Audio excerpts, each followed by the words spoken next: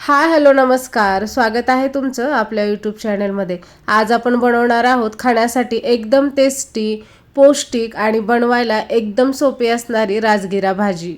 या ठिकाणी मी राजगिऱ्याची एक जुडी आहे ती निवडून घेतलेली आहे। ही भाजी निवडताना अशा प्रकारे फक्त पानं आहेत ती निवडून घ्यायची। सुरुवातीला भाजी आपल्याला 2 वेळा पाण्याने स्वच्छ धुवून घ्यायची आहे। पालेभाज्यांना इतर भाज्यांपेक्षा जास्त माती चिटकलेली असते, त्यामुळे ही भाजी आहे ती व्यवस्थित स्वच्छ धुवून घ्यायची आहे। भाजी धुतल्यानंतर त्यातील पाणी आहे ते व्यवस्थित आपल्याला निथळून घ्यायचं आहे।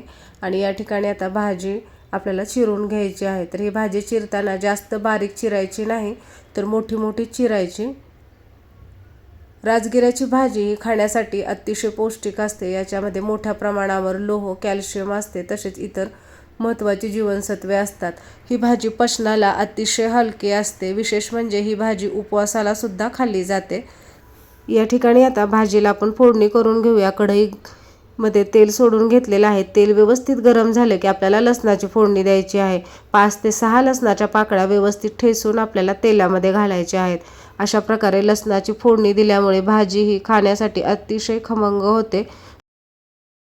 लसूण लालसर होईपर्यंत आपल्याला तेलामध्ये परतून घ्यायचं आहे।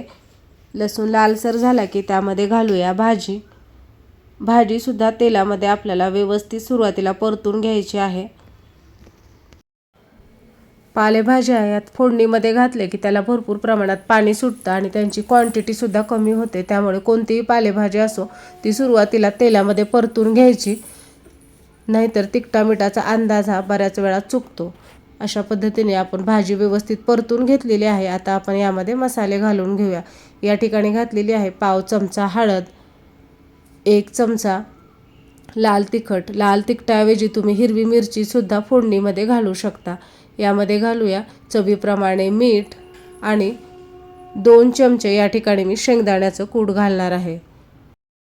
या ठिकाणी तिखट, शेंगदाण्याचं कूट तुम्ही तुमच्या आवडीनुसार कमी जास्त करू शकता।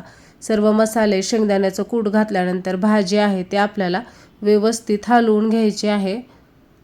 या ठिकाणी भाजीमध्ये आपल्याला पाणी घालायचं नाही, तर भाजीला मोठ्या प्रमाणावर पाणी सुटतं। त्या पाण्यामध्येच आपली भाजी आहे ती व्यवस्थित शिजून निघते, त्यामुळे कोणतंही पाणी आपल्याला घालायचं नाही। त्याचप्रमाणे ही भाजी शिजवताना यावरती ताटसुद्धा झाकायचं नाही, तर ताट झाकल्यामुळे भाजीचा हिरवट कलर आहे तो काळपट दिसतो। भाजी छान हिरवीगार राहण्यासाठी आपण ताट न झाकता 5 मिनिट ही भाजी अधेमध्ये 1-2 वेळा हलवून छान शिजवून घ्यायची आहे। अतिशय पौष्टिक, चवीला टेस्टी आणि अगदी झटपट होणारी अशी राजगिरा भाजी आपली तयार आहे। तुम्हाला ही रेसिपी आवडली असेल तर लाईक करा, शेअर करा आणि चॅनलला सबस्क्राईब करा।